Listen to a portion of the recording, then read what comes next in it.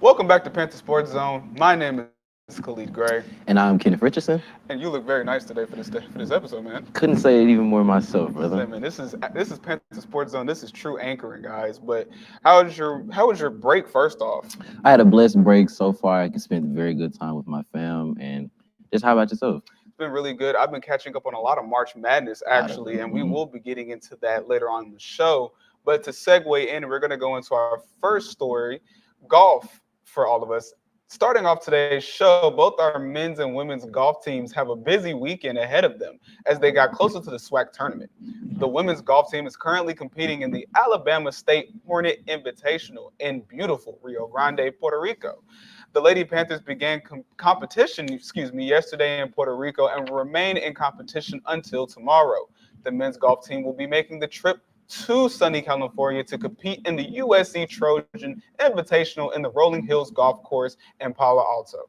The team will begin competition this Friday, the 22nd. The tournament will span across the entire day. Immediately following the Trojan Invitational, our Panthers will be making these short bus rides to La Jolla, California to compete in the UCSD Golf Invitational. The UCSD Golf Tournament begins this Saturday, March 23rd, and ends next Tuesday, March 26th. We want to wish both of our teams good luck and safe travels as they represent our school. Moving on to women's basketball. The Panthers women's basketball team participated in the 2024 SWAC tournament last week.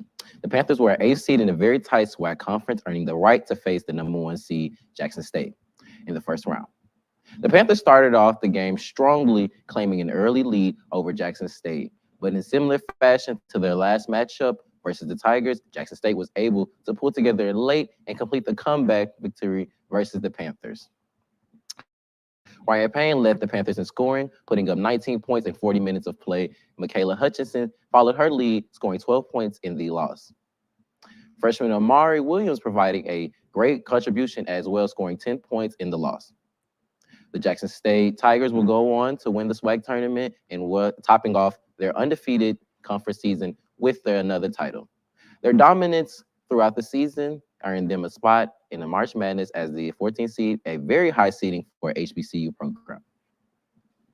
We want to wish the Tigers good luck as they represent the SWAC tournament, as they represent the SWAC in this year's big dance. And continuing on about March Madness and how HBCUs are starting to represent us in March Madness, I start to just think that we're starting to become better and better as HBCUs kind of progress. You see that Grambling and Texas Southern, they had a battle with Grambling coming out on Really top, good game. but they are playing for high seedage, and you just saw the Jackson State Tigers. They're playing at the 14th seed, which is astronomically high for HBCU, and that just tells the tale of how good HBCU basketball is becoming. And more on March Madness. I mean, it's starting to ramp up really, really Definitely quick, is starting to ramp up very well. I would definitely say that, like, let's not even focus on the men's side. Like, on that women's side, you have LSU sitting in the same bracket as Louisville and Iowa, both power hitting teams, all coming through a great season. I mean, it's just nothing but dominance. I can't count out LSU. They're the reigning national championships. Cannot count out Iowa and Caitlin Clark. I mean, wow. Yes. Wow. Arguably one of the most notable female players coming out of college right now. And I feel like she'll revolutionize the game when she comes out and declares for the WNBA draft. Definitely. But, I'm going to stay solid. My pick will always and forever will always be South Carolina because they're going to win. Say, man, we will see. But going on to the men's, what do you think about the men's? Now, granted, for me, a lot of people, it's controversial, but I don't see a lot of the teams that we project to win won't win.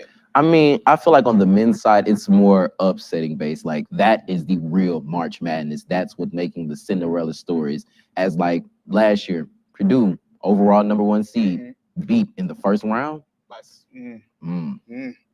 And we're going to see a lot more of that this year, I fear. And even with some of the high seeding teams, like, for example, we saw number 1 UH get blown out by Iowa State in the Big 12 tournament. And that, to me personally, that's what we're going to see. I feel like that's not surprising to me. Personally, as I'm a very great Big 12 enjoyer, I enjoy watching the Big 12 all the time because of my family and their reconnected roots with Texas Tech.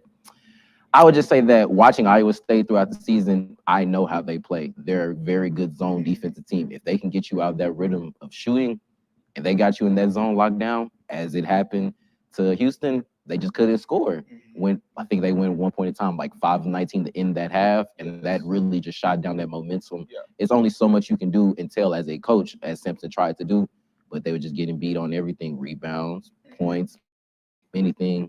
Just couldn't get working. And a lot of what contributes to that was when Roberts was taken out of the game. He only, I think for a good chunk of that game, actually, he only took up 2 shot attempts because coach took him out to rest him for obviously March Madness.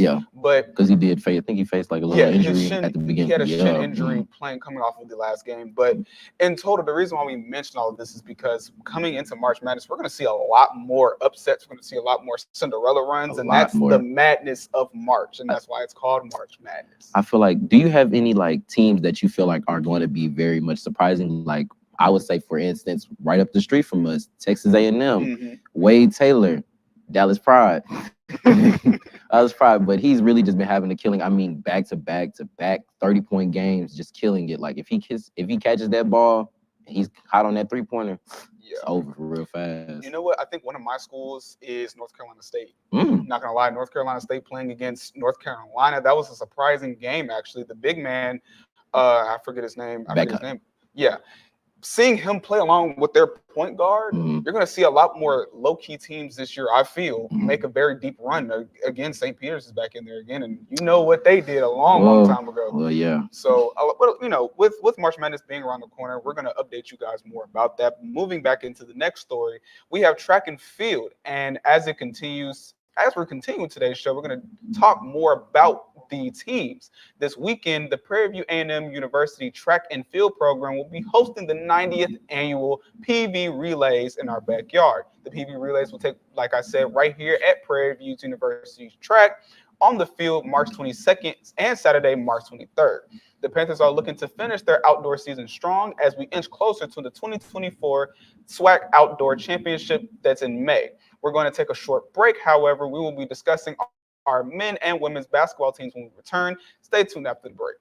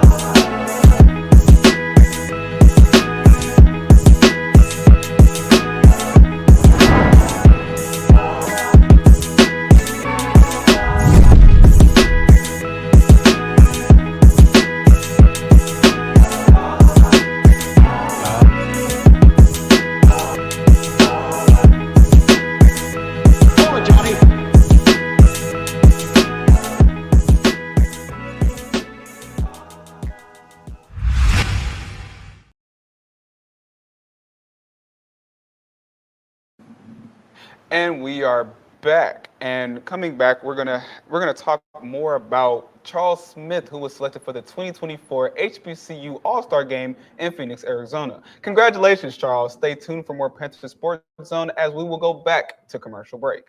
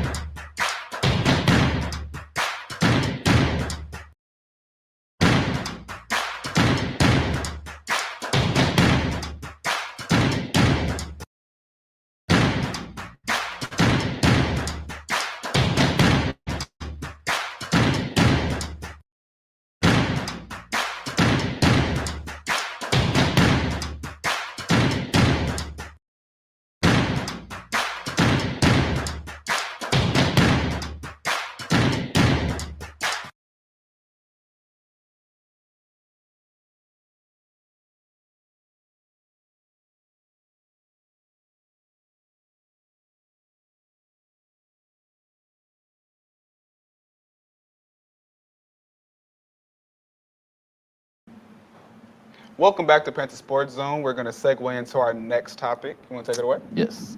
Last week, the Panthers baseball team began conference play against UAPB in Arkansas. The Panthers swept the series, starting the season with a stellar record of 3-0 in conference play. In Game 1, the Panthers were led by Michael Dews, who proved to be a dominant, striking out 10 of the UAPB hitters over 7.2 innings of work as the Panthers over the Golden Lions 16-5. Michael Burrows led the way offensively for the Panthers, going 3 for 4 in the ballgame with 2 doubles, 2 walks, and 5 RBIs. Gary Wise provided a solid effort as well, going 3 for 5 with 2 doubles, a walk, and 2 RBIs. Marshall Jonas also chipped in, going 1 for 4 in Prairie Views with a double, a walk, and 3 RBIs. The Panthers' dominance continued in Game 3, where they captured 2 more wins, winning both games 8-2 and 15-5. These wins proved to be a strong start for the Panthers, needing to start off conference play. The Panthers will play their last of out-of-conference play game in the considerable future today versus Texas A&M before jumping right back into SWAC play versus Texas Southern this weekend. The Tigers will travel to Takers Field to play a 3-game series versus the Panthers, with the first game beginning this Friday at 3 o'clock. The second game of the series will start at 3 o'clock on Saturday, and the third and final game will begin at 1 p.m. on Sunday. And continuing on, we're going to go into ladies softball. The Lady Panthers softball team has started off on fire to open up the conference play, boasting an undefeated record in conference play. Last week and early this week, the Lady Panthers claimed 2 series sweeps over Arkansas, Pine Bluff, and Alcorn State. Callum Massey put on a show in the Ladies Panthers victory versus Alcorn, throwing a 2-hit shut to lead the Panthers past Alcorn State. The Lady Braves beating the Lady Braves 12-0. Massey went the distance, giving up 2 hits, walking none, and striking out 3. The Panthers were also extremely dominant in their last victory, defeating Alcorn State again 22-6 on Tuesday. The squad scored 14 to 22 runs, opening up the game with a big lead of 14-3. From there, the team continued to showcase why they are the defending champions, holding the Lady Braves to just 3 more runs. The Lady Panthers will be back in action this Friday as they make the trip to Baton Rouge to face Southern in the first of a 3-game series. Friday's pitch is scheduled for 5 p.m. And I just like to say that we are dominating in that field right now. I mean, both of our teams to be undefeated in conference play, that's just very big. Softball obviously looking like they're pitching in to win another one. And baseball, they're just coming along very strong. I mean, I could tell even from the Cactus Jack Classic that they were going to be a very dominant team this year. Yes, and I'm so glad you mentioned the Classic, because that's when we saw true dominance. Mhm. We saw them triumph over each HBCU that they were put against, as well as coming on top and winning it, and just showing off for the Lady Panthers as well. Even though they had a rough start, even though that's out of the window now. Mhm. We're talking now conference play where they're undefeated 5-0, 5-0. meaning that they're destroying each team that they're playing, and on men's baseball as well. You see them dominating in their fields as well, and that just, we mentioned it before in the beginning of the season, that we know that this is going to happen. It doesn't matter about how they start; it's always about how they finish. Mhm. So I have a question for you though. How do you think the playoffs are going to look? Do you think this dominance will continue to keep happening, or what do you think? Well, it depends on which side you're talking about. Well, personally, I would say that no matter what, I feel like there's dominance everywhere. Well, because if we're just dominating so far, we just need that very good push to just start off on an undefeated streak, to start off by winning, just to let that be known. So we don't have to look at what, so we don't have to actually just be working from behind towards the end of the season. We always need to start off very strong with wins, set that tone out there, let people know that we're not playing around. Especially, I feel like baseball definitely has something to prove coming from our last season. I feel like this season we're definitely just ready just to be dominating and everything about it all. Yeah, and I'm glad that you mentioned that, because we want to make sure that we're always starting off the season going very strong, and through the mid-season is where we really want to make sure we maintain momentum, because we know that just in any sport you play, making sure that you have a winning momentum and continuing on the things that are working, and clearly a lot is working. A lot is working. A lot is working. You know, the men's baseball team being 3-0 in conference play, and the women's being 5-0 in conference play. Something's working. And whatever they're doing, they need to continue to do that, but make sure that they don't, step off the gas. Step off the gas, You definitely. We want to make sure that mid-season tiredness doesn't occur. Definitely want to say don't step off that gas anytime soon. I just feel like when whatever they're doing, it's just going to be nothing but dominance. Like, we gotta keep going no matter what. Let people know I'm trying to win it again. Not trying to sit back and just take an off year. You need to keep pushing that dominance every single time. And I can't agree with you more. And we're going to be expecting nothing but dominance and continue play, high-level league play going into the playoffs. And we are here to support. We're here to support both teams. But that'll be a wrap for today's episode of Panther Sports Zone with me, Khalid Gray, and my co-host Kenneth Richardson. And tune in every Monday, Wednesday, and Friday at 5:30 promptly for these episodes. Thanks again for watching. Like I said, my name is Khalid Gray. And I'm Kenneth Richardson. And we'll see you guys in the next one.